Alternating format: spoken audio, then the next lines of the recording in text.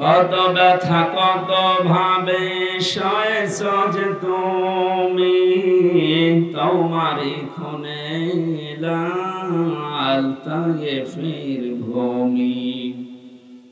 ফেরেশতা এসে চায় ধ্বংসের হুকুম, লৌহ মাখা মুহাম্মদ প্রাণেতে হাসরাত।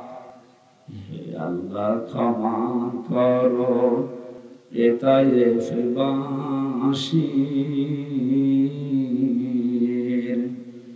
এরা বোঝেনি তো আমি যে মুহাম্মদ, হৃদয়ে মুহাম্মদ।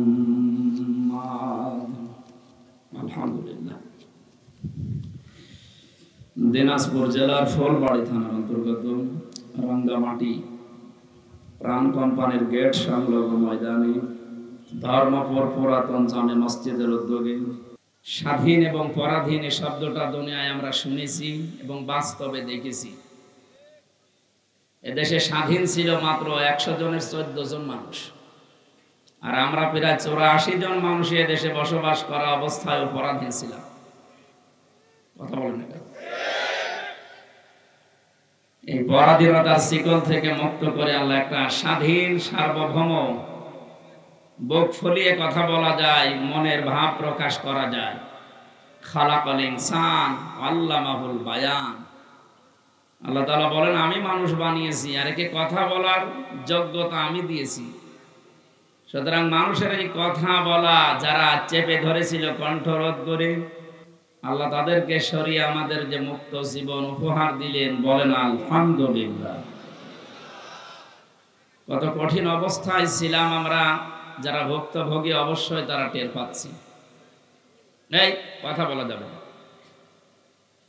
গল্প যদি করতে চান এখান থেকে চলে যান।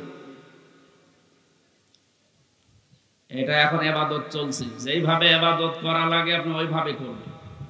আর যদি মনে করেন না ইবাদত করব না, আপনি যে বিড়ি খান। ইবাদত করলে করার মতো করা লাগবে নাকি? ডক্টর মোহাম্মদ ইউনূস দায়িত্ব নেওয়ার পরে অনেকে তাল তুলেছিল যে তাড়াতাড়ি করেন, তাড়াতাড়ি করেন। উনি বলছিলেন তাড়াতাড়ি, আমি তো আসতে চাইনি, আপনারা আমাকে নিয়ে এসেছেন। সুতরাং আমাকে কাজ করতে দেন, যখন যাবার আমি চলে যাব। এই জন্য ইবাদত যদি মনে হয় যে করা লাগবে, যেভাবে করা উচিত ওইভাবে করে, সব বন্ধ করি। কোরআন শুনতে আসলে কিভাবে শোনা লাগে আর কিভাবে বলা লাগে আল্লাহ আমাদেরকে শিখিয়েছেন। আল্লাহ পাক বলেন ওয়াইদা কুরিয়াল কুরআনু ফাসতামিউ লাহু ওয়ানসিতু লাআল্লাকুম তুরহামুন। এটা তো দুনিয়ার অন্যান্য বইয়ের মতো না, আমি আল্লাহর মুখের পবিত্র বাণী। কোরআন যখনই পড়া হয় তোমাদের সামনে চুপ করে থাকবা আর শুনবা। দুইটা কথা আল্লাহ দিয়েছেন আয়াতে। সুতরাং চুপ থাকবেন এবং শুনতে থাকেন। লাআল্লাকুম তুরহামুন, আশা করা যায় আল্লাহর রহমত এখানে নাযিল হবে ইনশাআল্লাহ। এবার যারা বলতে এসেছে, রব্বুল আলামিন বলেন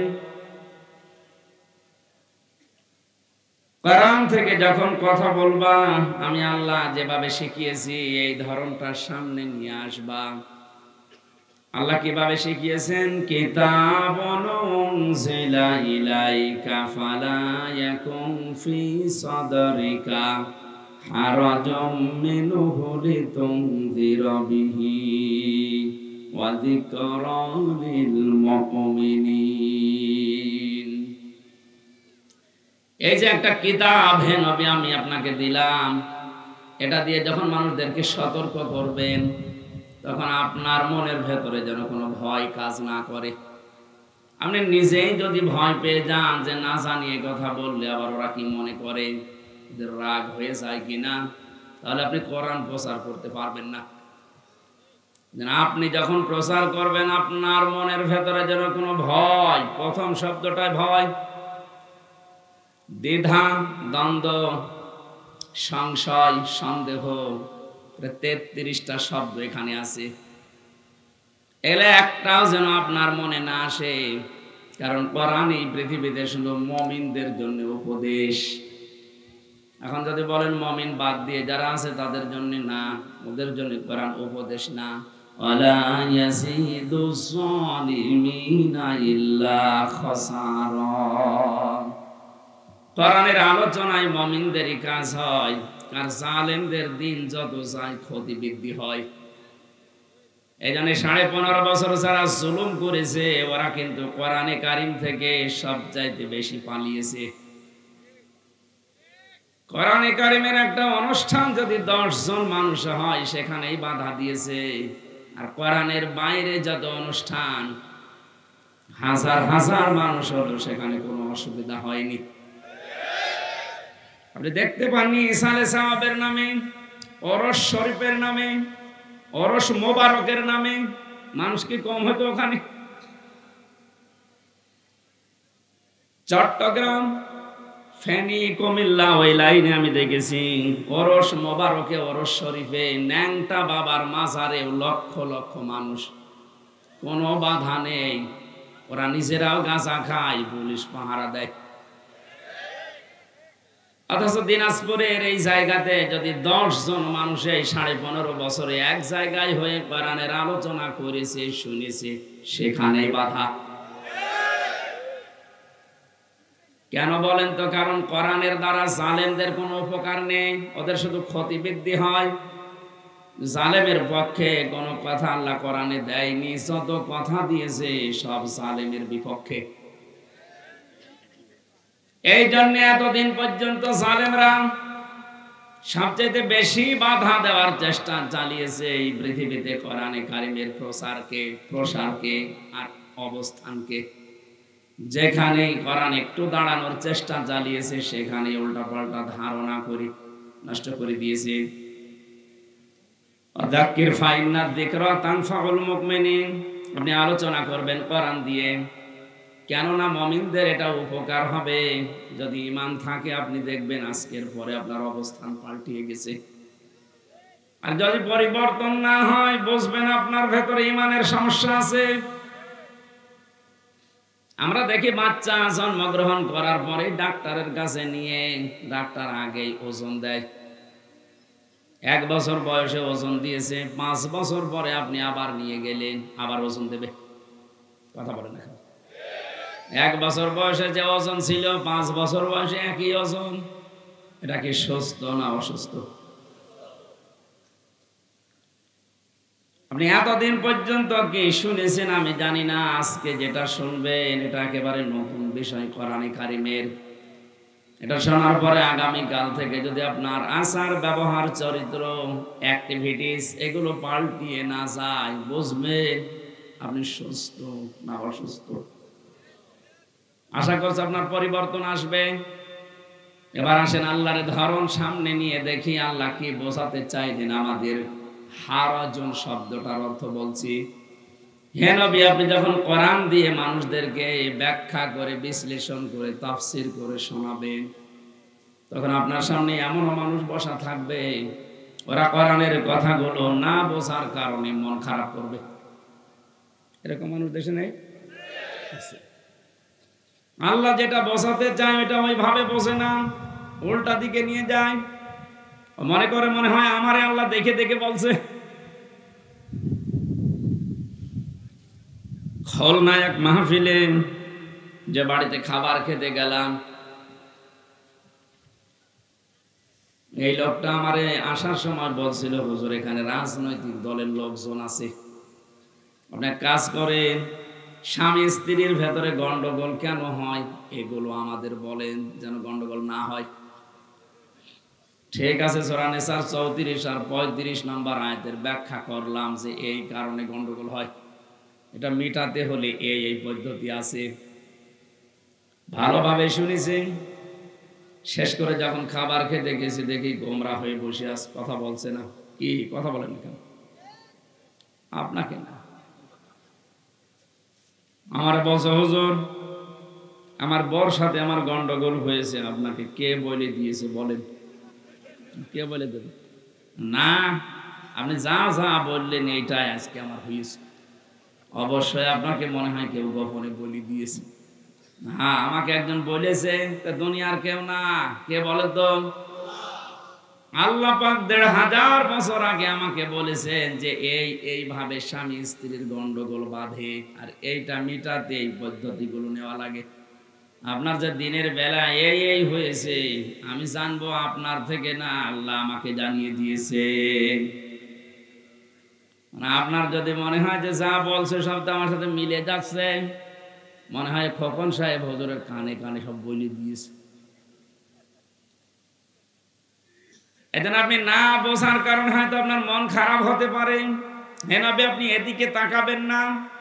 দ্বিতীয় নম্বরে, আবহমান কাল থেকে দেশে অনেক কিছু নিয়ম নীতি মানুষ পালন করছে ইসলাম মনে করে, অথচ ওটা ইসলাম না। আপনি যখন কোরআনের তাফসীর করবেন দেখবেন ওইগুলো মিলছে না, ওগুলো ইসলামের সাথে সাংঘর্ষিক।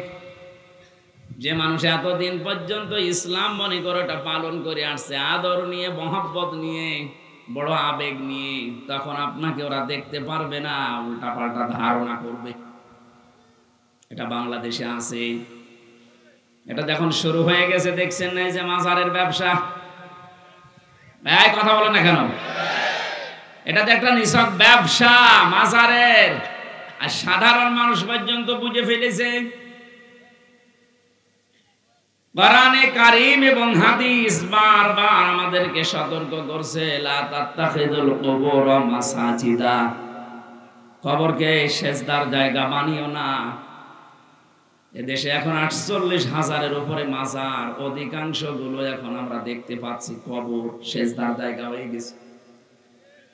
কবরে সেজদা দিলে সঙ্গে সঙ্গে আপনি মুশরিক হয়ে যাবেন। ওই অবস্থায় মরলে আপনার জন্য জান্নাত হারাম, জাহান্নাম ওয়াজিব।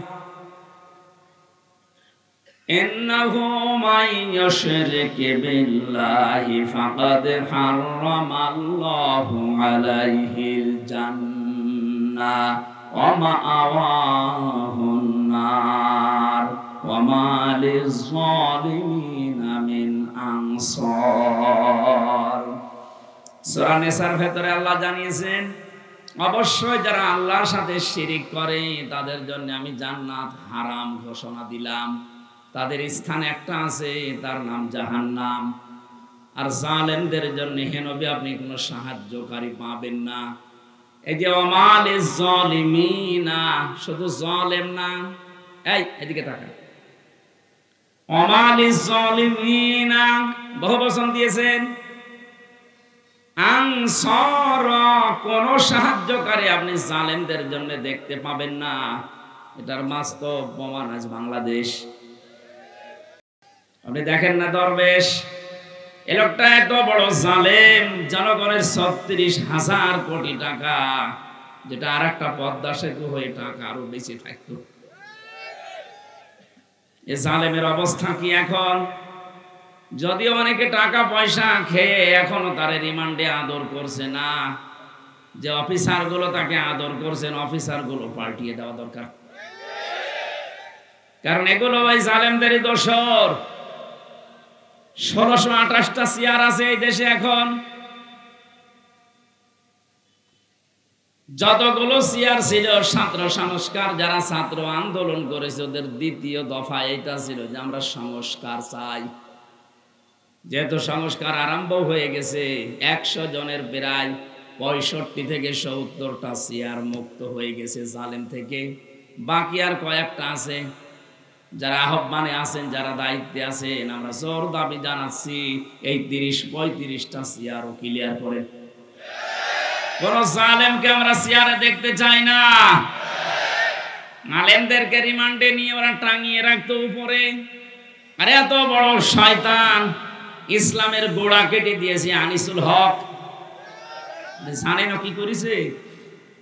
এ দরবেশ কোরআন হাতে নিয়ে বলেছিল এর ভেতরেও সমস্যা আছে। এটা টাটকা কাফের না? আল্লাহ বলেন জালিকাল কিতাবুল লা রাইবা ফি, এর ভেতরে সন্দেহ দূরের কথা, অবকাশ পর্যন্ত নেই। আর বলছে না এর ভেতরে সমস্যা আছে, তবে মেজর না। হাদিস তো আছে। কোরআনে যে লোকটা সন্দেহ করতে পারে ওটা ইমানদার না বেঈমান? আরে বেঈমানরা শুনলাম রেখেছে এসি ঘরের ভেতরে, ওরে বাড়ির খাবার খাওয়াচ্ছে, আর আমাদের 24 ঘন্টা ফাঁসির কন্ডেম ছেলে তালা লাগিয়ে রাখতো, বাড়ির খাবার তো দূরের কথা, নিজের খাবারই দিত না। কারা দিচ্ছেন আমরা কিন্তু জানি, কারণ ওই পাতা আমার পড়া আছে। দরবেশের উল্টা পাল্টা টাকা আছে, তো এখান থেকে টাকা খাচ্ছেন আর ওর সাথে আচরণ ভালো করছেন। জালেমের সাথে কোনো আচরণ ভালো নেই, কারণ জালেমরা আল্লাহর মামলার আসামি। জনগণ তো মামলা দিয়েছে, ওরা সরাসরি কার মামলার আসামি? তাদের সাথে যে আচরণ করছেন, এই দৃশ্যগুলো বাইরে এখন আসতেছে। মানুষ কিন্তু আবারও জালেম হওয়ার পায় তারা করবে, কারণ সামনে যারা আছে এরা যদি আবার থালা পায়, এরা মনে করছেন যে আল্লাহর ওলি হয়ে যাবে, এরাও জালেম হয়ে যাবে। সুতরাং এমন আচরণ করেন জালেমদের সাথে যেন কিয়ামত পর্যন্ত কেউ জালেম হতে না পারে।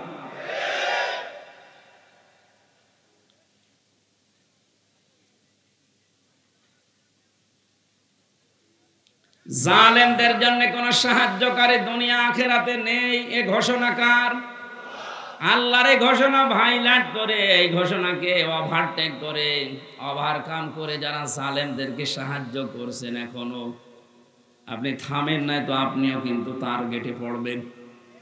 কথা বলেন না কেন?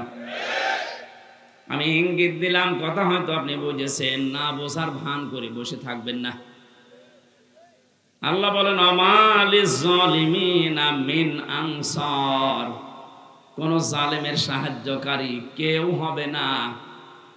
আল্লাহর ঘোষণাকে যারা ওভারকাম করে জালেমকে সাহায্য করছেন, আপনিও টার্গেট। হামজার কার? বলেন বলেন। জালেমরা যে আল্লাহর টার্গেট, এটা আমি বানালাম? হ্যাঁ, কোরআনে কারীম জানিয়েছে ইন্নামাস সাবিলু আলাল্লাযীনা ইয়াযলিমুনান নাস। সূরা সূরার 25 নম্বর পারা 6 নম্বর পৃষ্ঠা 13 নম্বর লাইনের 42 নম্বর আয়াত, যেটা প্রথম অংশে আছে, তাফসীরে ফি জিলালিল কোরআনে পাবেন। আল্লাহ পাক বলেন পৃথিবীর মানুষেরা, আমি কিন্তু জালেমের বিরুদ্ধে নিজে মামলা দেব। সুতরাং এই 15.5 বছরে কে কি জুলুম করেছেন আপনি কিন্তু নিজেই জানেন। হয় নফসের উপরে জুলুম করেছেন, নাই পরিবারের উপরে, নাই সমাজের উপরে, নাই রাষ্ট্রের উপরে, নাই জনগণের উপরে। যারাই জুলুম করেছেন তারা আল্লাহর মামলার আসামি। উনি যেমন নাম ধরে বলছিলেন, আমিও বলছি, একেবারে খোলাখুলি বলছি, দেশের যে দায়িত্বে ছিল পালিয়ে গেছে, এই মহিলা থেকে শুরু করে যারাই তার দোষ, সবগুলো আল্লাহর মামলার আসামি। আপনার যদি বিশ্বাস, সূরার এই 42 নম্বর আয়াত কেটে বাদ দিয়ে দেন, ওদের দুনিয়া শেষ, জালেমদের দুনিয়া আর নেই, আখিরাতও শেষ। কারণ চোখ বন্ধ হতে দেরি হবে, জালেমদের শাস্তি যা হচ্ছে এর চাইতে 70 গুণ বেশি বেড়ে যাবে। যারা আল্লাহর মামলার আসামি হয়, আপনি কি মনে করছেন আল্লাহ তাদের এমনি ছেড়ে দেবে? বলেন, আমার মামলার বাদী ছিল সরকার, এজন্য আমার ছাড়ে নাই। আর জালেমরা বাদী, আল্লাহ নিজে জালেমদের বিরুদ্ধে বাদী হয়ে মামলা দেবে, অথচ তিনি বিচারপতি। আলাইসাল্লাহু বিআহকামিল হাকিমিন, সবচাইতে বড় বিচারপতি কে? তিনি নিজে বাদী, নিজে মামলা দায়ের করছেন, নিজে রায় দেবেন, নিজেই বিচারপতি। জালেমদের কোন রকমের ফাঁক ফোকর পাবে? আর জালেম যারা, তাদের সব শেষ হয়ে গেছে। এখনো অনেককে দেখতে পাচ্ছি জালেমের তোষামত করছে, ওকে কিছু করে নাই, হ্যাঁ করেছে, আয়না ঘর করেছে, কিছু করে নাই মানে ও যা করেছে ও বলার মতো না। আপনাকে যদি 10 দিন ওখানে রাখা যায়, আপনিও জালেমের প্রতি বরদুয়া দেবেন। মাটির নিচে ছিলাম, আমি টের পেয়েছি যে জায়গাটা কত কঠিন, এই জন্যই তো কথা বের হচ্ছে মুখ দিয়ে। এখনো যারা জালেমের তোষামদি করেন, সাফায় গান, তাকে সাহস দিচ্ছেন, আপনি কিন্তু নবীর সুপারিশ থেকে বঞ্চিত হয়ে যাচ্ছেন। তিরমিজি শরীফের হাদিস, নবীজি বলেন 2 প্রকার মানুষকে আমি নবী কোনদিন সুপারিশ করব না। তার এক নম্বরে যারা জালেমের সাফাই গায়, জালেমের তোফামতি করে, জালেমের প্রশংসা করে, জালেমকে সাহস দেয়, সাহায্য করে, আর যারা দুনিয়ায় বেদাত আবিষ্কার করে। আশা করছে আপনি থামবেন। এরপরও যদি আপনার চরিত্র না পাল্টায়, একটা কারণ এখানে আছে। আমরা অনেকে বলি যে এত দোয়া করেন, এত কিছু করার পরও অনেকে তো ভালো হয় না। না, হবে না। কারণ কি? আল্লাহু লা ইয়াহদিল কওমাজ জালিমিন। আল্লাহ পাক বলেন, আমি জালেমদেরকে পথ দেখাচ্ছি না, দেখাবো না। এইজন্য জুলুমের মারতা যাদের শেষ হয়ে যায়, পরিপূর্ণ হয়ে যায়, ও মানুষগুলো যদি পরিবর্তন হওয়ার চেষ্টাও করে, আল্লাহ তখন আর নেয় না, যেমন ফেরাউনকে নেয়নি। এত অত্যাচার করার পরও মানুষের মনের ভেতরে কোনো প্রতিক্রিয়া আসে না, কোনো পরিবর্তন আসে না। এখনো পর্যন্ত কিন্তু জালেমেরা যারা, ওরা এখনো পর্যন্ত উল্টাপাল্টা কথা বলছে। এদের কপালে আর হেদায়েত নেই। কারণ ইহাদি, এটা মজারে, বর্তমান, ভবিষ্যৎ, প্রেজেন্ট, ফিউচার। আল্লাহ ওদেরকে এখন পথ দেখাচ্ছেন না, হেদায়েত দিচ্ছেন না, ভবিষ্যতেও দেবে না। যদি কোনো জালেম ভালো হয়ে যায়, তাহলে বুঝতে হবে কোরআনে আল্লাহর এই কথা ঠিক নেই। কথা বুঝতেছেন? কোন জালেমের জন্য ভালো হয় না, ও মরে যাবে, তারপর ওর বৃদ্ধি কমবে না। আবু জাহেল যেদিন জবাই হচ্ছিল, আব্দুল্লাহ ইবনে মাসউদ রাদিয়াল্লাহু তাআলা আনহু তিনি যখন বুকের উপরে চড়ে বসলেন, ছুরি চালিয়ে দিলেন, ডাক দিয়ে বলে, তুই কে?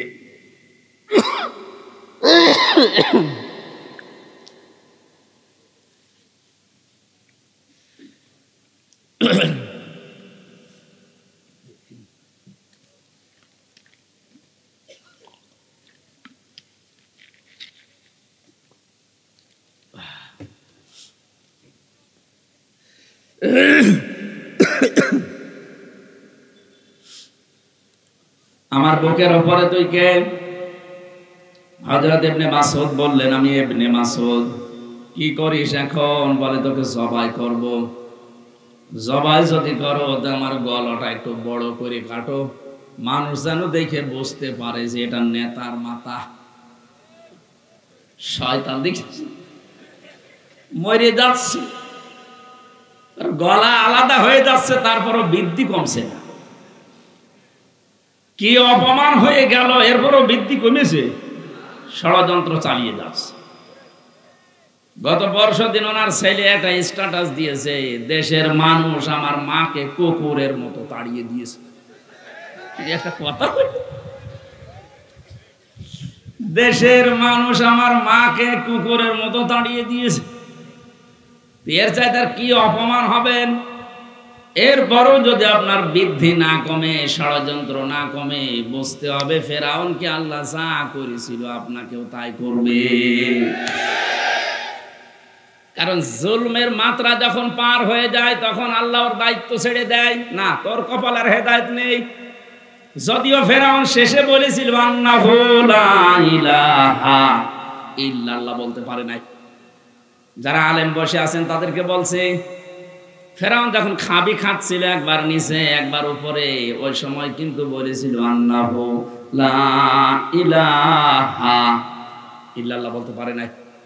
ইল্লাল্লাহ বলতে যাবেন, ফেরেশতা জিবরাইল এক খামলা কাদা এনে মুখের উপরে দিয়ে বলতে, তোর বলার দরকার নেই। কেন? আল্লাহ বলেন, এখন আকাদ আসাইতা ক্বাবলু ওয়া কুনতা মিনাল মুফসিদিন, এর আগে তুই সব চাইতে বড় স্বৈরাচারী ছিলি। এই যে স্বৈরাচার এই শব্দটা কোরআনে আছে।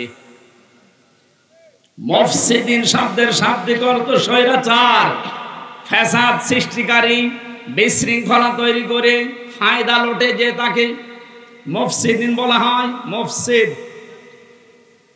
এই মানুষগুলো বহু চেষ্টা চালিয়েছে। আগস্টের 5 তারিখের পর থেকে আজকের এই 14 তারিখ পর্যন্ত, এক মাস কয়েকদিনে কতবার বিশৃঙ্খলা করার চেষ্টা চালিয়েছে ওখানে বসে বসে। যে একটাও এদেশের মানুষ সফল হতে দেয়নি। আপনি দেখেন, বিদায় নেওয়ার পরে একটা তুলেছিল সুর হিন্দুদেরকে দিয়ে, যে দেশের সংখ্যালঘু আছে এদের উপর কিন্তু অত্যাচার হবে। আল্লাহ পাক হয়ে দেশের মানুষের ভেতরে এমন একটা কিছু জাগিয়ে দিয়েছে, দেখা যাচ্ছে মন্দির পর্যন্ত আলেমরা পাহারা দিচ্ছে। ওরা যখন দেখলো যে না, এ তো হালে পানি নিচ্ছে না, তখন একেবারে প্রধান বিচারপতি, যেটা অবৈধ ছিল, ওরে দিয়ে একটা চেষ্টা চালিয়েছিল, ও করার চেষ্টা চালিয়েছে। আমার মনে হয় আল্লাহ নিজে হ্যান্ডেলিং করে ওইটা একেবারে নস্যাৎ করে দিয়েছে। 3 নাম্বার ওরা চেষ্টা চালিয়েছিল আনসার দিয়ে। কিসের আনসার? পুলিশ ছাড়া যদি দেশ চলতে পারে, আনসার ছাড়া দেশ চলবে এক আধ? কোনো দরকার নেই, ছাতা বিলুপ্ত করে দিন। 42,000 আনসার নিয়োগ হয়েছে এই কয়েক বছরে, তার 32,000 গোপালী। আর আমরা যে 63 জেলার মানুষ আছি, আমরা কি ঘাস কাটছি ঘোড়ার? সব আনসার হবে গোপালের। আর আমরা কি আন্দোলন তোরা এমনি করে নাই। দিনাজপুরের লোকেরা জিপিএ 5 পাওয়ার বড় চাকরি হবে না, আর গোপালগঞ্জে বাড়ি হলে তাদের 2.5 হলে চাকরি হয়ে যায়। ভণ্ডামি করার জায়গা পাও না। আজকে এক আনসারের লাইভ দেখলাম, অবশ্য আমাকে টাকা পয়সা দিয়ে লাগিয়েছে, করব কি মনে করলাম যে হবে, কিন্তু হইল না। এরপরে যখন পারে না, ডাক্তারদের আর নার্সদের লাগিয়েছিল, ওইটাও হালে পানি নেয়নি। এরপরে লাগিয়েছে গার্মেন্টস কর্মীদের, এটাও হালে পানি নেবে না, কারণ যারা দায়িত্বে আছে খুব বিচক্ষণেরা। আমার যতটুকু ধারণা হচ্ছে, জালেমদের যা চরিত্র, এই 15 বছর তো আমরা দেখেছি, ওরা শেষ পর্যন্ত দেখবেন রাজবাড়ির গোয়ালন্দ ঘাটের বেশ্যা মহিলাদের রাস্তায় নামাবে। আমি আর নিচে নামলাম না। আল্লাহ ওই সময় যদি ফেরাউনকে ডাক দিয়ে বলতে পারে, এখন কিসের কালেমা পড়িস তুই? এই কালেমাওয়ালা মানুষগুলোকে এতদিন পর্যন্ত যা করেছিস, তোর কোনো ক্ষমা নেই। আমার মনে হয় এখন পৃথিবীতে যারা ওই ফেরাউনের উত্তরসূরি, তাদেরও আল্লাহ ওই অবস্থায় করছে। ওরাও কালেমা নসিব করতে পারবে না, ও মানুষগুলো ভালো হবে না, ভালো হবে না। তার প্রমাণে 1 মাস কয়দিনে তো দেখতে পাচ্ছি, ভালো হলে এর ভেতরে হয়ে যেত। 1 পা কবর 1 পা ডাঙায়, এরপরও যদি মানুষের পরিবর্তন না আসে, যা আবার কবে আসবে? আল্লাহ পাক বলেন, ফালিয়াউমা নুনাজ্জিকা বিবাদানিকা লিতাকুনা লিমান খালফাকা আয়া ওয়া ইন্না কাসীরাম মিনান নাসি আন আয়াতিনা লাগাফিলুন। আজকের এই দিনে আমি তোকে মারবো না, তোকে আমি সটকি দিয়ে রাখলাম, মেডিসিন লাগবে না, ঔষধ দেওয়া লাগবে না, পানিতে খাবে না, মাটিতে নষ্ট হবে না, পোকামাকড়ে খাবে না, কিয়ামত পর্যন্ত তোরে আমি নিদর্শন বানালাম। আমার তো এই আয়াতটা পড়ার পরে আরে বাংলাদেশের যে দৃশ্য, মনে হচ্ছে অনেককে আল্লাহ সামনে সটকি বানিয়ে রাখবে। না তো বৃদ্ধি কমে না কেন? এত কিছু হওয়ার পরেও যদি মানুষের বৃদ্ধি না কমে, বুঝতে হবে আল্লাহ ওরে ফেরাউনের মতোই ধরবে। লিমান খালফাকা আয়া, আমাদের পেছনে যারা দুনিয়ায় আসবে তাদেরকে শিক্ষা দেওয়ার জন্য নিদর্শন হিসাবে। আল্লাহ আফসোস করেন, অধিকাংশ মানুষ এই সমস্ত নিদর্শন দেখার পরও দেখা যায় যে পরিবর্তন হয় না, গাফেল হয়ে থাকে। আমরা যেন গাফেল হয়ে না থাকি, আমরা যেন একটি শিক্ষা নিতে পারি এদের জীবনী থেকে, বলেন আমি। সুতরাং কবরকে সেজদার জায়গা বানানো নিষেধ, এ ঘোষণা নবীজির। কার? বলেন বলেন, আরো জোরে বলেন। নবীজির এই কথাকে যারা এতদিন পর্যন্ত না মেনে নিজেদের জীবনে ব্যবসা প্রতিষ্ঠান বানিয়ে কবরটাকে, মাজারটাকে আজ একেবারে 180 মাইল বেগে সিঁড়িকে রাখা বানিয়েছেন। কোরআনের হাদিসের ব্যাখ্যা দিলে এই মাজারগুলো টিকবে, যেখানে প্রকাশ্য জেনা হয়। আপনাদের রংপুর বিভাগে এগুলো নেই, আপনারা বেঁচে গেছেন। এগুলো চট্টগ্রামে আর সিলেটে বেশি। ঘরে ঘরে মাজার বানিয়ে ব্যবসা চালাচ্ছে। আর আমার মনে হচ্ছে যত শয়তান আল্লাহ সব পাঠিয়েছে ওই লাইনে। চেহারা দেখলে বোঝা যাচ্ছে আজ আল্লাহর দুশমন। দাড়ি, গোঁফ, চুল একেবারে সব সমান সমান। নারী পুরুষের যে অবাধ মেলামেশা, আর গাঁজা তো আছেই। এই জন্যই তো হক্কানি আলেমরা বলছে কোরআনের সাথে এগুলো মেলে না, হাদিসের সাথে মেলে না। কিসের মাজার? সব ভেঙ্গে গুড়িয়ে দাও। মাজার যদি এত দামি জিনিস হতো, এই যে এখানে হাসি বসে আছে না আলহাজ জাহাঙ্গীর আলম, এই যে আলহাজ মোয়াজ্জেম হোসেন, সারাটা জীবনের অর্ধেক সময় কাটিয়েছে মদিনায়, মক্কায়। জিজ্ঞাসা করেন তো হযরত উসমানের কবর পড়ে আছে, তিনি একটা পাথর দেওয়া শুধু। আর গরু ছাগল মরে যায়, 3 তালা হয় কবর। ওসমানের মতো মানুষ যদি এমনি সাধারণ ভাবে পড়ে থাকতে পারে, কোনো ঘেরা দেওয়া নেই, শুধু একটা পাথর দেওয়া মাথার কাছে, 1500 বছর পড়ে আছে। আর তুমি কি এত দামি মানুষ, তো তোমার কবর মাজার পাকা করা লাগবে, আবার উপরে নাম লিখে দেয় টং টং শাহ। হ্যাঁ, আজকে দেখলাম হযরত টং টং শাহ রহমতুল্লাহ আলাইহি। এই টং টং কোন মানুষের নাম হয়? আরে আল্লাহর ওলি হয় কি করি? এগুলো সব ব্যবসা। কোরআনের ব্যাখ্যা করলে এগুলো টিকবে না। তখন আপনি ওদের মন পাবেন না। ওরা আন্দাজে তখন ধারণা করবে যে মনে হয় আমাদের বিরুদ্ধে। হে নবী, আপনি ওই দিকেও তাকাবেন না, আমার কোরআনের কথাগুলো স্পষ্ট ভাবে বলবেন, কারণ এটার দ্বারা মুমিনদের উপকার হবে। কাদের? আমাদের ভেতরে ঈমান আছে তো?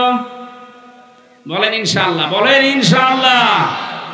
অবশ্যই আজকের আলোচনায় আমাদের কাজ হবে যদি আমাদের ঈমান থাকে। আল্লাহর কোরআন বলছে যিকরা লিল মুমিনিন, কোরআন মুমিনদের জন্য উপকার বয়ে আনবে। আমাদেরকে আল্লাহ যেন কিছু দেয় কোরআনের মাধ্যমে, বলেন আমিন।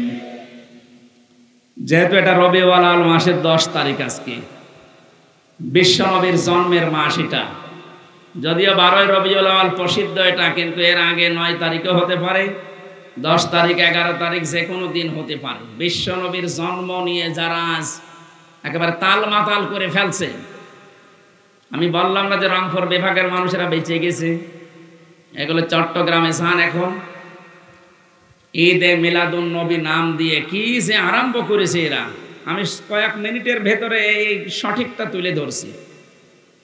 ঈদে মিলাদুন নবী যে নাম দিয়েছেন, বিশ্ব নবী জানিয়েছেন আমার উম্মতের জন্য আল্লাহ 2টা ঈদ দিয়েছে, একটা ঈদুল আজহা, ঈদুল ফিতর। এর বাইরে কোনো ঈদ নেই। নতুন করে যদি কেউ ঈদ বানায়, এটা বেদাত। বলেন। কিছুক্ষণ আগে যে হাদিস বললাম, যারা বেদাত আবিষ্কার করে তাদের জন্য নবীর সুপারিশ হারাম। বলেন, বলেন। সুতরাং নতুন করে যাদের ঈদ বানিয়েছেন, নবীর জন্ম নিয়ে বলেন আর বাপের জন্ম নিয়ে বলেন, যারাই বানিয়েছেন তারা বেদাত করেছেন। আর বেদাত করলে কোনোদিন আপনি নবীর সুপারিশ পাবেন না। নবীর সুপারিশ না পেলে জান্নাত পাবেন না। কথা বলেন। এর সাথে আমরা আছি? নেই। কিসের ঈদে মিলাদুন নবী? মিলাদ শব্দের শাব্দিক অর্থ হচ্ছে জন্ম। মিলাদ মানে কি বলেন না কেন? কোরআনে কারিমে আল্লাহ নবীর জন্ম নিয়ে আনন্দ করে কথা দেননি, বলেছেন নবীর আদর্শ নিয়ে অনুসরণ করো। লাকাদ কানা লাকুম ফি রাসূলিল্লাহি উসওয়াতুন হাসানা।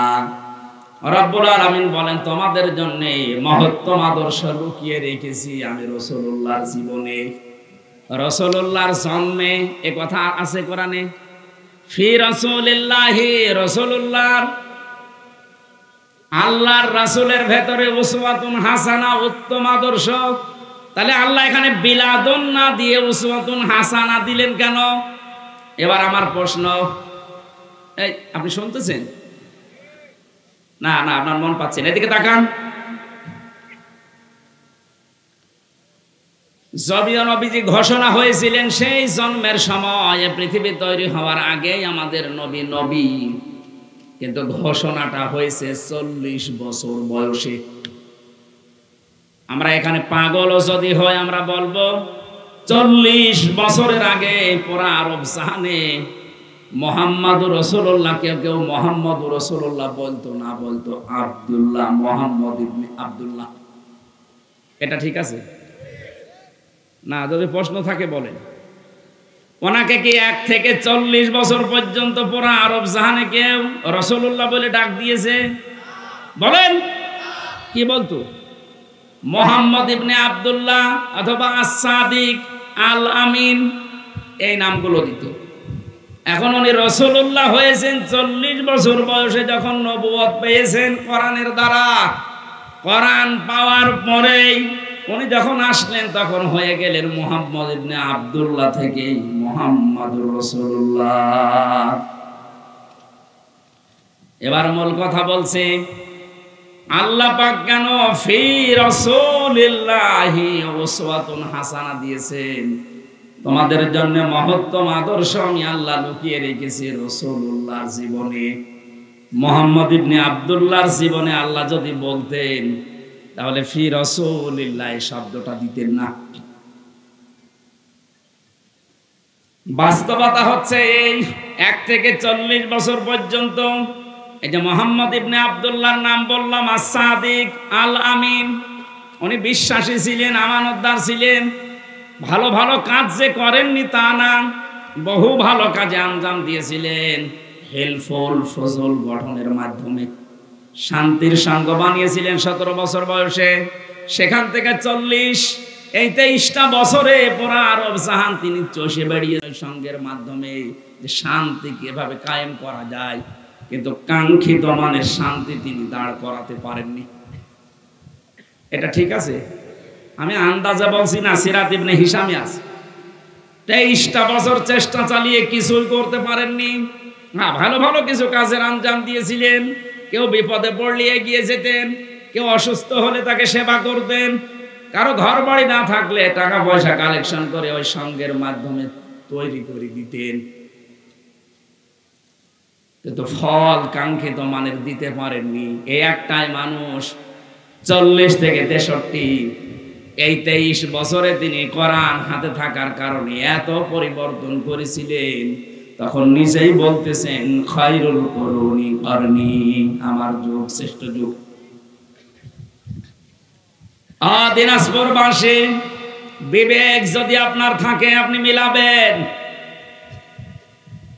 আজ যারা শুধু মিলাদ নিয়ে আনন্দ করেন, রাসূলের সিরাত নিয়ে, তার আদর্শ নিয়ে কোনো কথা নেই, তার আদর্শের বাস্তবায়ন নেই, আপনি জাহান্নামে যাবেন শুধু মিলাদের কারণে।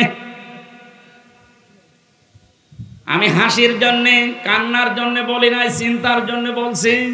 তাকান নবীজির 2টা চাচার দিকে, হযরতে হামজা, হযরতে আব্বাস রাদিয়াল্লাহু তাআলা আনহুমা।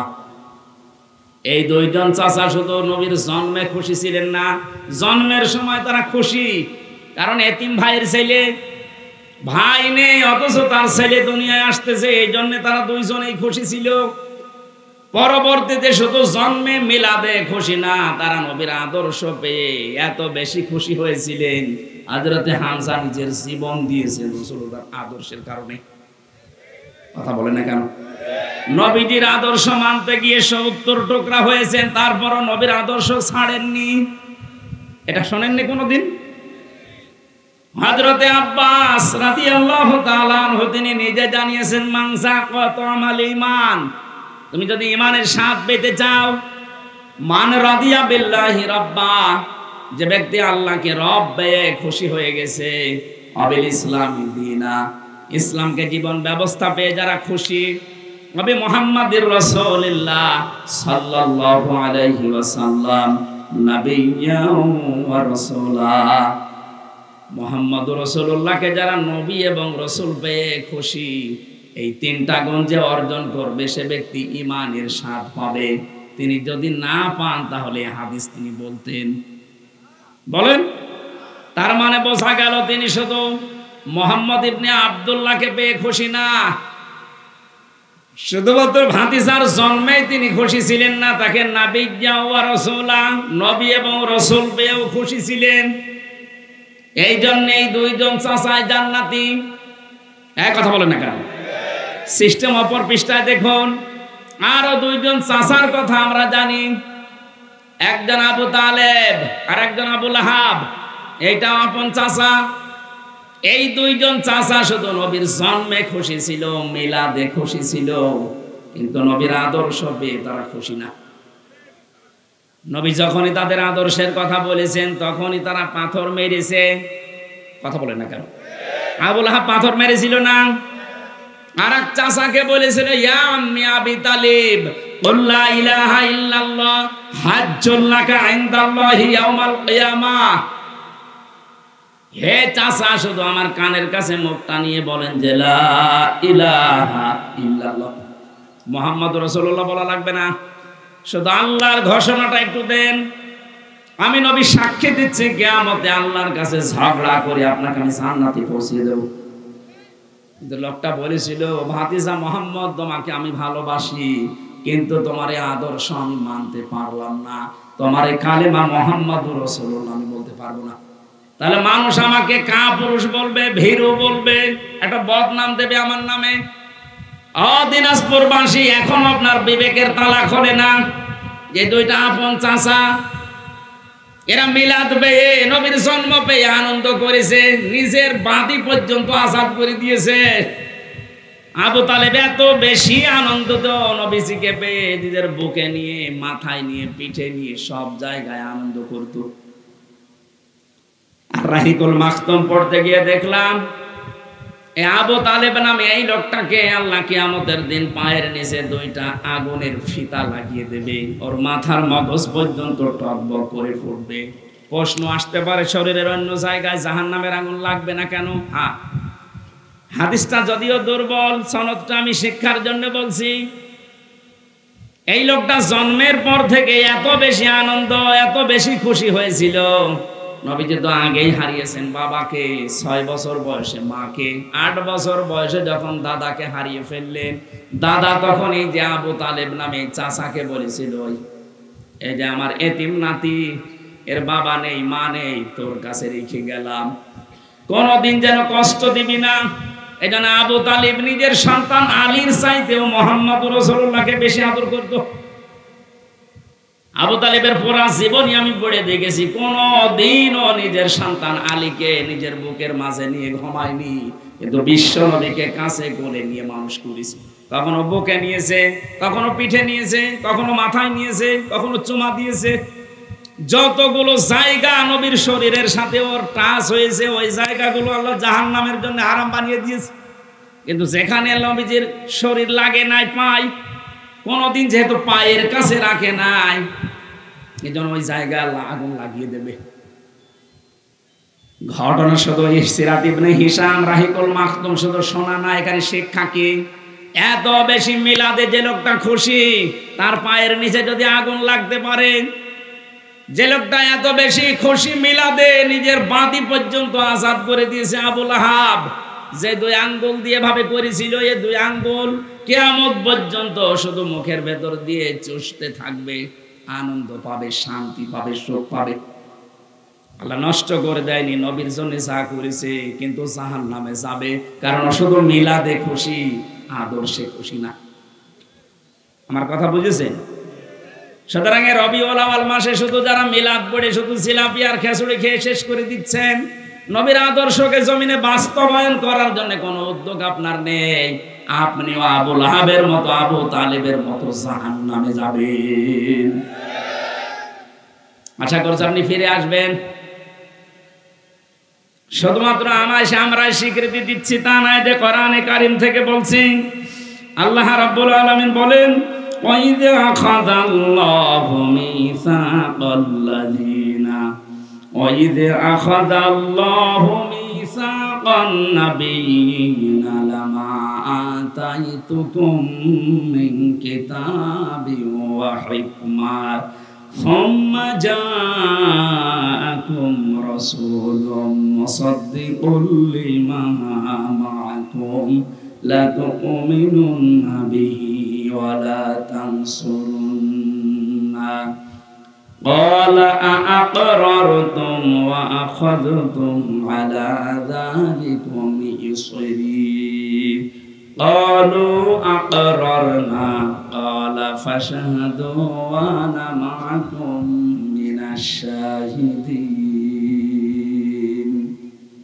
সূরা আলে ইমরানের ভেতরে আয়াতটা আছে 3 নম্বর পারা 19 নম্বর পৃষ্ঠা 11 নম্বর লাইনে আছে 181 নম্বর আয়াত, শুরু 81 নম্বর আয়াত।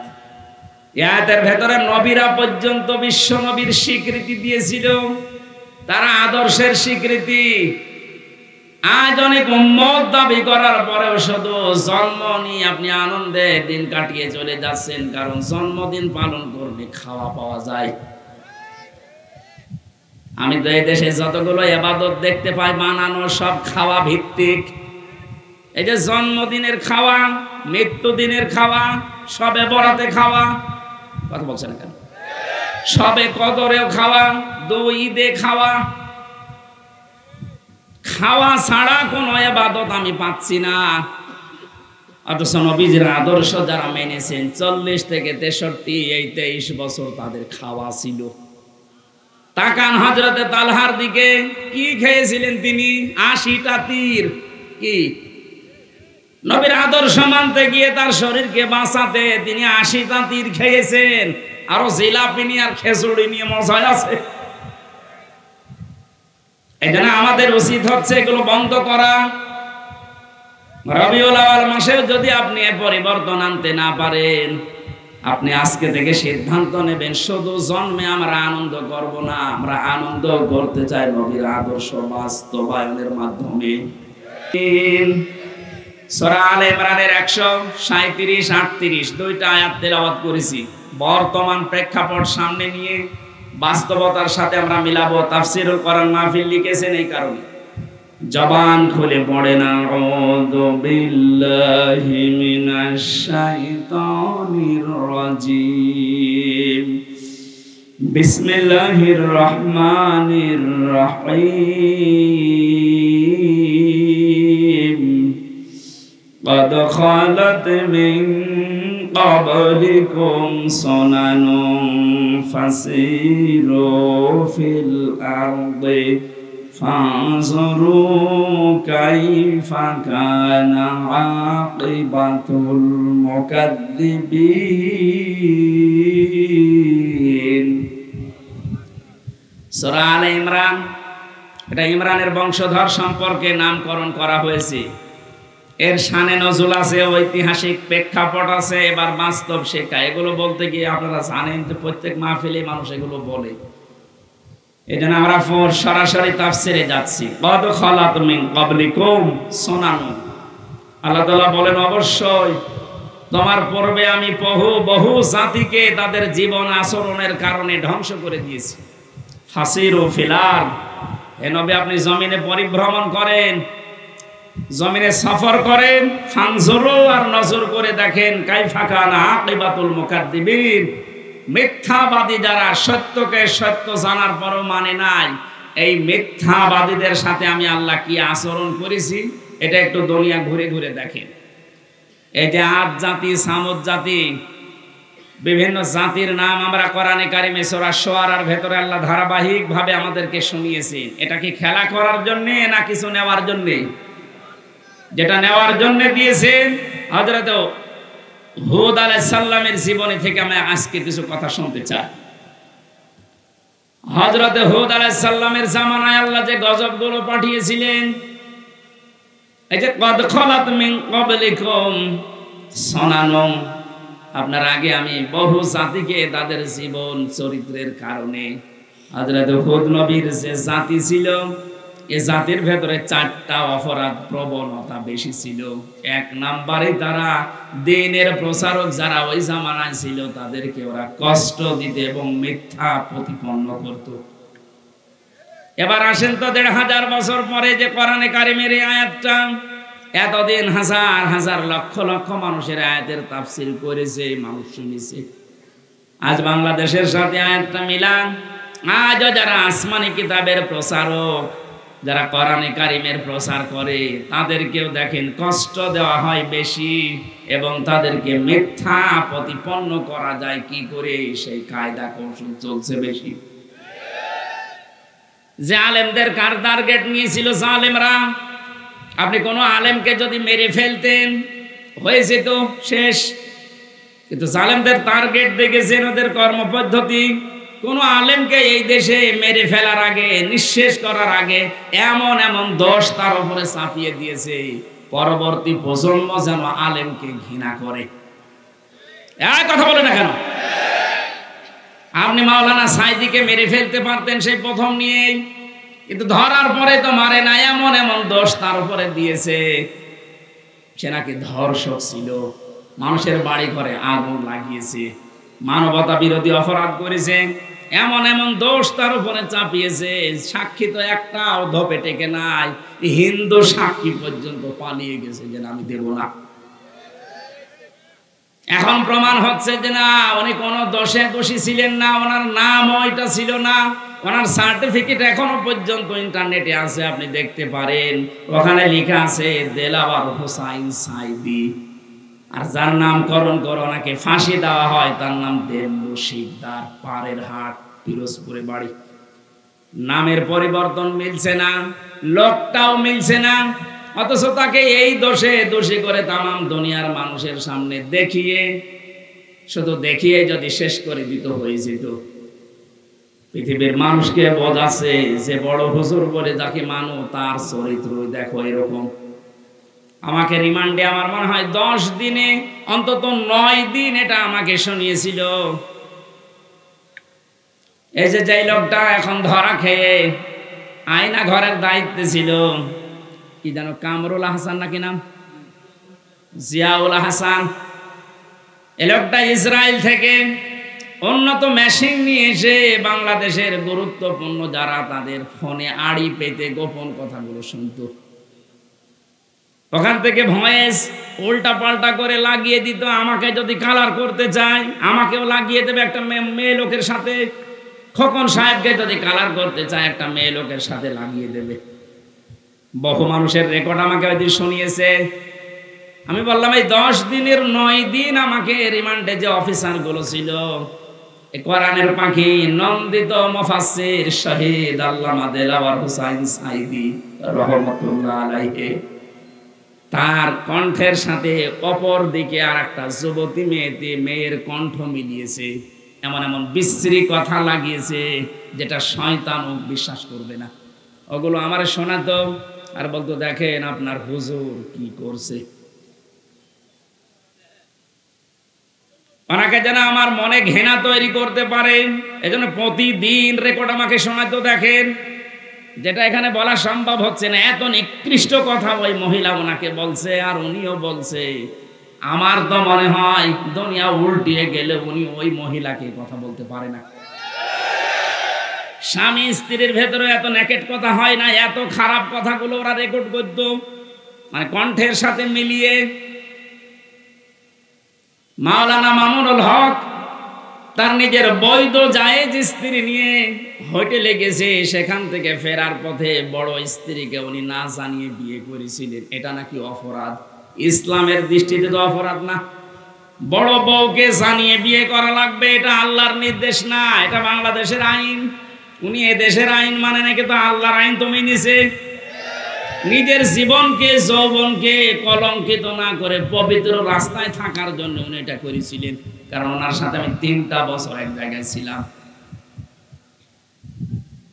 উনি যে বড় বউকে সান্ত্বনা দেওয়ার জন্য যতটুকু জানিয়েছে যে আপনাকে আমি বলতে পারি না, এই বিষয়টা হয়ে গেছে, আপনাকে আমি জানাবো, সেইটাও রেকর্ড করে পরবর্তীতে আদালতে শুনিয়েছে।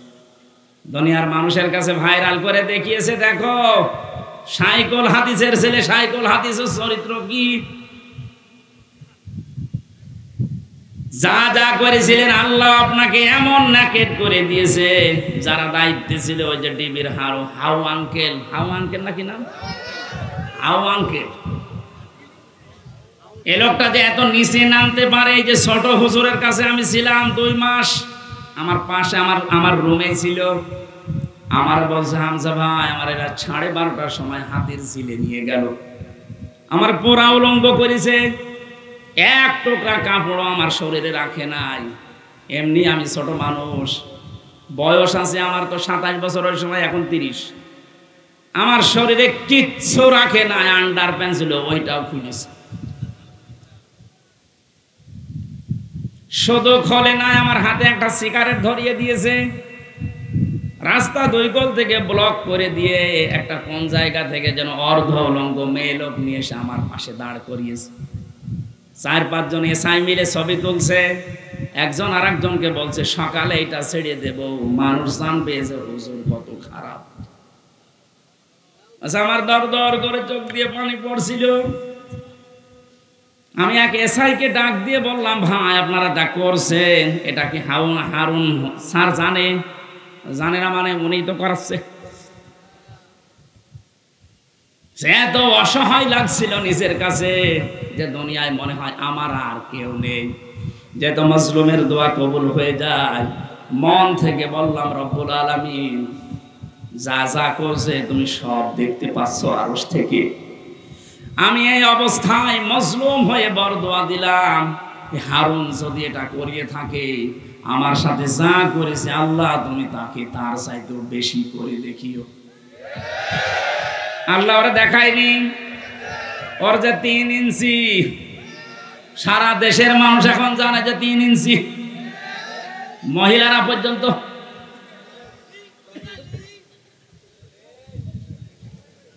যতগুলো মেয়ে লোক অবৈধভাবে তার কাছে যাওয়া আসা করতো সবাই এখন মুখ খুলছে, সবাই এখন বলছে হাউ আঙ্কেল।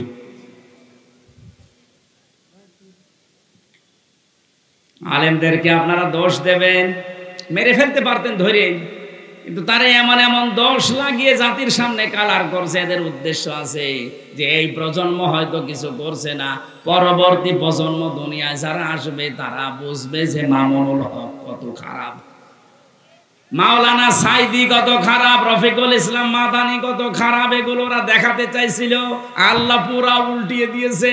ওদের চরিত্র যে কত নিচে, মানে আমাদের এক বউ আমরা 2 বিয়ে করি না। আরে শয়তান, তুই রাত কাটাস তো হোটেলে, তোর বর ঠিক আছে দরবেশ, ও একজনের বউ জোর করে নি।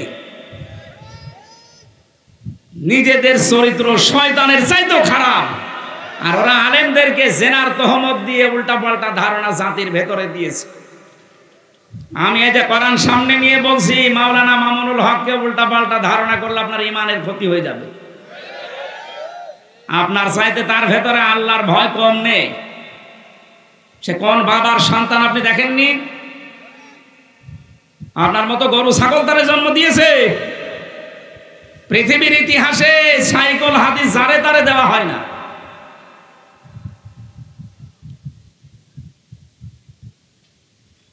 এই লোকটার নামে যা কালার করতে চেয়েছিল আল্লাহ পুরা উল্টিয়ে দিয়েছে। হাসিরা ছিল, মামলা আমার সব ঢিসমিস হয়ে গেছে।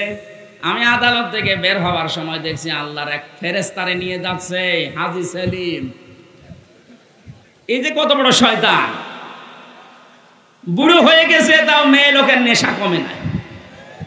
হাজী মানুষ বলে এ পর্যন্ত জুব্বা গায়ে দিয়ে মাথায় টুপি দিয়ে মেয়ে লোকের সাথে নাচানাচি করছে। কথা আল্লাহ বন্ধ করে দিয়েছিলেন। নৌকা বলতে পারতো না, বলতো হৌকা। আদালতে দাঁড়িয়ে এজলাসে দেখছি হাউমাউ করে কাঁদছে যে আমি প্রতিবন্ধী, আমারে মাফ করে দিন। কিসের মাফ? টোকাই থেকে শুরু করে এ পর্যন্ত আজ কত টাকার মালিক ও নিজেও জানে না। ওরে দেখে আমার ওই সময় আদালতে মনে হচ্ছিল দেখ কেমন লাগে। আলেমদের প্রতি উল্টাপাল্টা ধারণা করে বহু জায়গায় দেখেছি আলেমদের মাইক কেড়ে নিত। এদেশে নেই? এই কথা বলে না কেন? রাজশাহীর মাওলানা আফতাব আহমেদের মাইক কে যেন কেড়ে নিয়েছে কোন জেলায়, আমি দেখলাম ভিডিওতে। বাংলাদেশের বহু নাম করা আলেম যারা কোরআনের সঠিক কথা বলতো, এই যে মাওলানা আব্দুল সালাম বগুড়ার, ওর মাইক কেড়ে নিয়েছে। আমার মাইক কাড়ে নাই, কিন্তু আমার উঠতে দেয় নাই। আমার 100টার প্রায় 90টা মাহফিল 144 ধারা দিয়ে বন্ধ করে দিত। এখন আয় বন্ধ করতে আয়। সেদিন বাংলাদেশের গোয়েন্দা বিভাগের প্রধান যিনি এখন দায়িত্বে আছেন আমাকে বলছে, হুজুর যেখানে যেই ফোর্সে কোরআনের কথা বলা লাগে ওই ফোর্সে বলবেন, কোনো অনুমতি দেশে নেওয়া লাগবে না। কিসের অনুমতি? যদি কেউ বাধা দেয় আমারে শুধু একটু জানাবেন, ও ঠ্যাং ভেঙে ফেলবে। আমি বললাম যে স্যার আপনি এতদিন ছিলেন কোথায়? হুজুর আমি নতুন দায়িত্ব পেয়েছি, আমি মুসলমানের যা কাজ আমি তাই করব, আপনি দোয়া করেন। আর কোন জায়গায় কোনো বাধা আসবে না ইনশাআল্লাহ।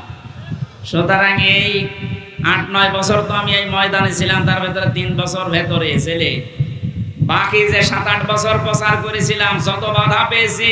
এখন আসেন তো দেখি কোন মায়ের দুধ খেয়েছেন, আমি দেখবো। আসেন, স্টেজ পর্যন্ত আসতে গেলে আপনার ঠ্যাং ভেঙে যাবে ইনশাআল্লাহ।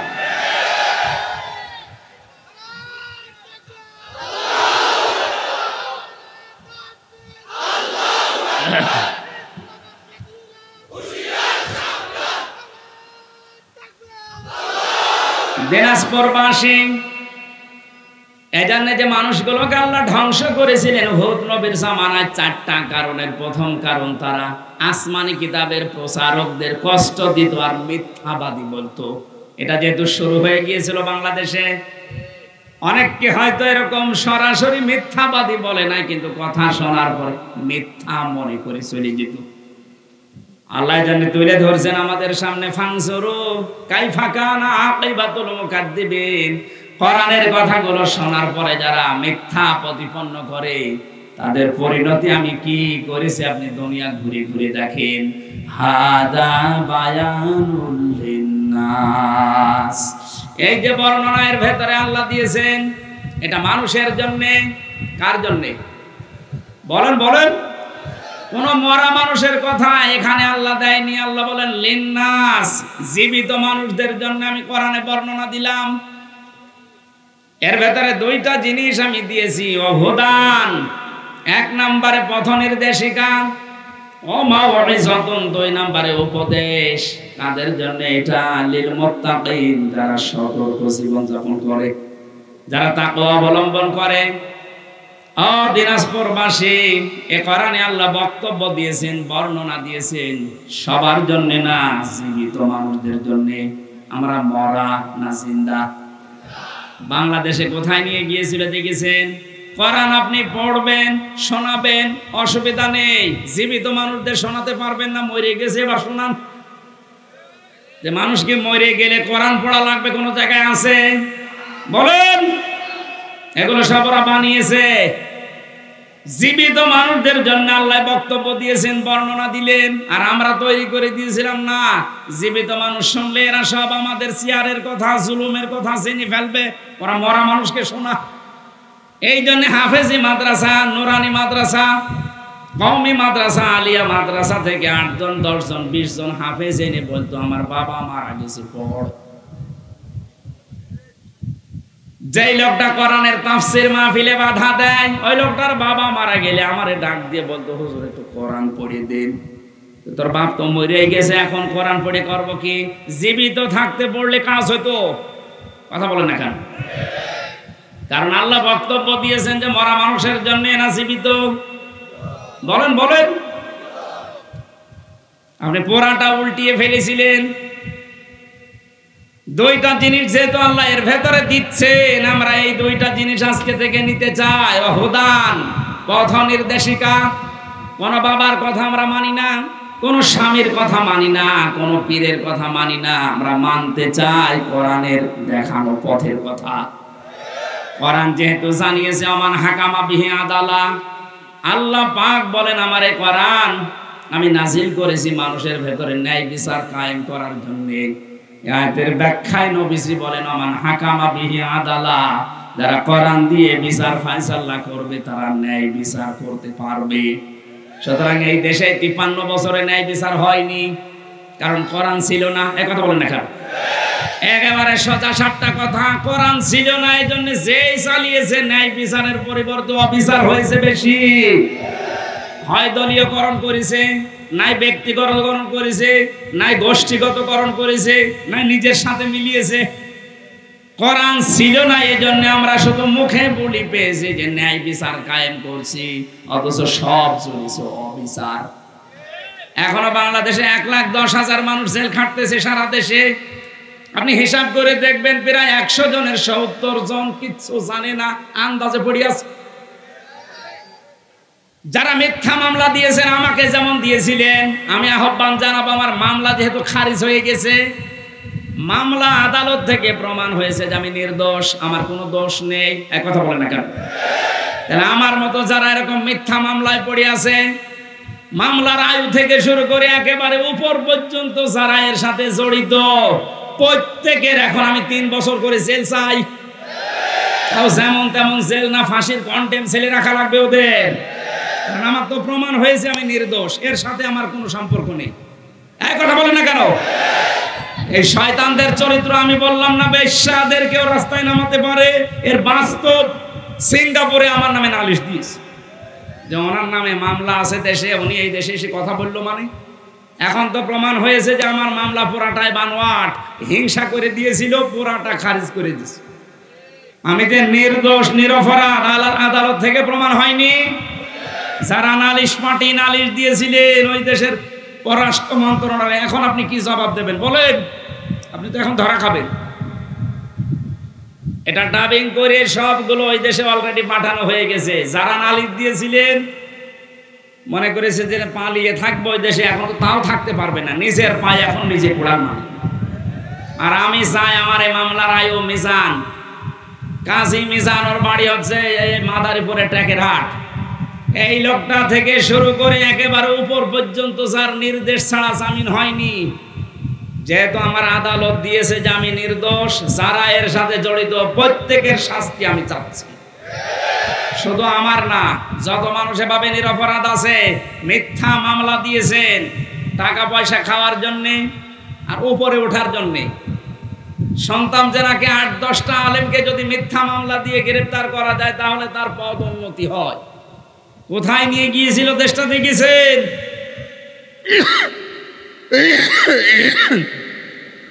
কোন দিকে বলবেন বলেন তো? যে দিক আর বিভাগে হাত দেবেন ওইটাই দুর্নীতিগ্রস্ত। এমন নিচে নেমেছিল দেশটা, জাতীয় মসজিদের ইমাম পর্যন্ত পালিয়ে গেছে। কওমি জননী নাম দিয়েছিল, এখন নিচে পালিয়ে গেছে।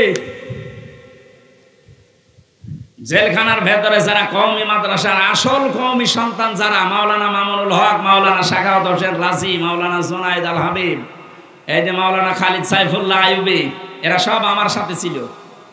এই যেই দিন এই পালানো ইমাম এই ঘোষণা দিয়েছে যে কওমি জননী, এই দিন এরা জেলখানার ভেতর থেকে ফুঁসে উঠেছে যে বাইরে যদি থাকতাম ওরে আমরা জবাই করতাম। শয়তান আমাদের কলঙ্ক করে দিল। কোথায় দুর্নীতি ঠেকেছিল বলেন? যে বাইতুল মুকাররমের ইমামও পালিয়ে যায়, আর কোন জায়গা বাকি আছে? দরবেশ যে পালাবে না, ও তো নিজে জানে যে আমি কি করেছি। এদের আহ্বান জানাচ্ছি, 70% মানুষ যেহেতু এখন নিরপরাধ, আমি যতদূর জানি, হ্যাঁ, যদি কারো অপরাধ থাকে তারা অপরাধের শাস্তি দেন, কিন্তু যারা বিনা অপরাধে, এই যে বিডিআর, আমি যাদের সাথে মিশেছি প্রায় 900-র উপরে বিডিআর এখনো জেল কাটতেছে। আমার মনে হয় 900-র ভেতরে অন্তত 899 জনই কিছু জানে না।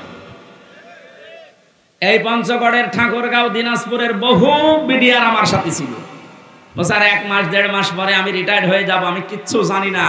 বয়স প্রায় 60, 62, 65 বছর বয়স। এই পঞ্চগড়ের এক মুরব্বী ছিল, যারা 1-1.5 মাস পরে আমি রিটায়ার্ড হয়ে যাবো, অথচ 14 বছর আজ জেল খাটছি, কিচ্ছু জানি না। আহ করে আওয়াজ দিত রাতের বেলা, ওরা আওয়াজ আরো সে পৌঁছায় দি। কত মানুষের চোখের পানি শুধু ওর ওর বোর ওর ছেলে মেয়ের, ওর নাতি হয়েছে, নাতিটা পর্যন্ত আজ পর্যন্ত দেখতে পারেনি। এই মানুষগুলোর চোখের পানি আর মুখের এই আহ শব্দটা আরো সে চলে গেছে। আল্লাহ কি এমনি জালেমদের ধরেছে? এই কারণে ধরেছে। হাজার হাজার মানুষের বরদোয়া লেগে আছে। এই জন্য যারা মিথ্যা মামলা দিয়েছেন, এর সাথে যারা সম্পৃক্ত, মামলার আয়ু থেকে শুরু করে এই সরকারি পিপি, এরপরে যারা বিচার করেছেন এভাবে টাকা পয়সা খেয়ে উল্টা পাল্টা, এবং উপর থেকে যারা নির্দেশ দিয়েছে আইন মন্ত্রণালয়ের নির্দেশ ছাড়া জামিন হবে না, এরকম সিস্টেম করে রেখেছিল। প্রত্যেকের আমরা এখনই এই মুহূর্তে ওদেরকে সাসপেন্ড করার দাবি জানাচ্ছি। সব বাদ দিয়ে দিন। নতুন যারা বৈষম্যের শিকার হয়ে বসেছিল এই 15 বছর, তাদেরকে নিয়ে বসান। সংস্কার যখন আরম্ভ হয়ে গেছে, বাংলাদেশের 1628টা চেয়ার, একটা চেয়ারেও আমরা এভাবে আর দেখতে চাই না। এগুলো সব নামিয়ে দেন, নতুন করে মানুষ নিয়ে এসে বসান যারা বৈষম্যের শিকার ছিল। এই দাবির সাথে আপনারা নেই।